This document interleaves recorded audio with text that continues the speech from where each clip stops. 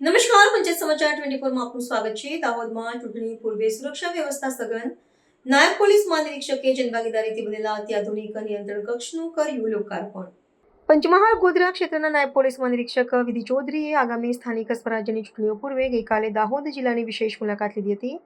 આ મહત્વપૂર્ણ પ્રવાસ દરમિયાન 7મી એપ્રિલના રોજ તેમણે જિલ્લામાં કાયદો અને વ્યવસ્થાની વર્તમાન પરિસ્થિતિની સઘન સમીક્ષા કરી હતી.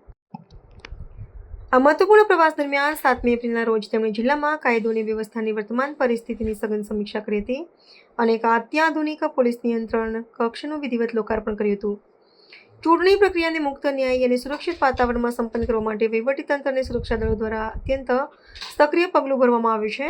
આ મુલાકાત દરમિયાન નાયબ મહાનિરીક્ષકે જિલ્લા નવનિયુક્ત થયેલા પોલીસ નિરીક્ષકો સાથે એક ઉચ્ચસ્તરીય બેઠક યોજી હતી, જેમાં ચૂંટણી સંબંધિત સંવેદનશીલ વિસ્તારો, સુરક્ષા વ્યવસ્થા અને આચારસંહિતાના કડક અમલીકરણ અંગે વિસ્તૃત માર્ગદર્શન પૂરું પાડવામાં આવ્યું હતું.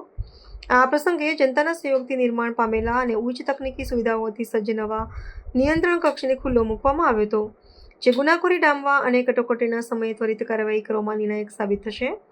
આ કાર્યક્રમમાં જિલ્લા પોલીસ અધિક્ષક રવિરાજસિંહ જાડેજા અને મુખ્ય મથકના પ્રભારી નાયબ પોલીસ અધિક્ષક જેપી ભંડારી સહિત અન્ય ઉચ્ચ અધિકારીઓ વિશેષ રૂપે ઉપસ્થિત રહ્યા હતા.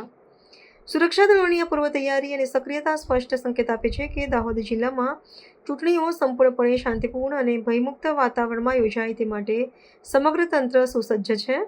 અધિકારીઓની ચૂંટણીના સમયગાળા દરમિયાન કોઈપણ અનિચ્છનીય ઘટના ન ઘટે તે માટે સતત સાવચેત રહેવાના કડક આદેશો આપવામાં આવ્યા છે.